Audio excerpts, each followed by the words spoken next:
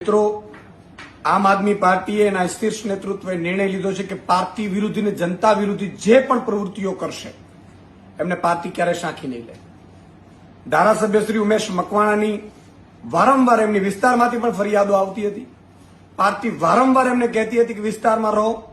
વિસ્તારમાંથી કેટલાય લોકોનો પણ ફરિયાદો આવતી હતી. વિવિધ પ્રકારની ફરિયાદો આવતી હતી. ભ્રષ્ટાચારની ફરિયાદો આવતી હતી.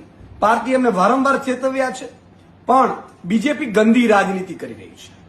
ભાજપ છે એમને ઉમેશ મકવાણાને સાંધી લીધા છે અને પાર્ટી વિરુદ્ધ સતત એક્ટિવિટીઝ, એન્ટી પાર્ટી વિરુદ્ધ એક્ટિવિટીઝ કરવા માટે સતત ભાજપ છે એમને પ્રયાસ કરાઈ રહી છે. આજે પાર્ટીએ નિર્ણય લીધો છે માનનીય અરવિંદ કેજરીવાલજીના શીર્ષ નેતૃત્વએ કે ઉમેશ મકવાણાને પાર્ટી વિરોધી અને જનતા વિરોધી પ્રવૃત્તિઓ કરવા બદલ 5 વર્ષ માટે પાર્ટીમાંથી સસ્પેન્ડ કરવામાં આવે છે. અને હું ચેલેન્જ આપું છું ઉમેશ મકવાણાને. ભાજપે ગંદી રાજનીતિ કરી છે સાહેબ.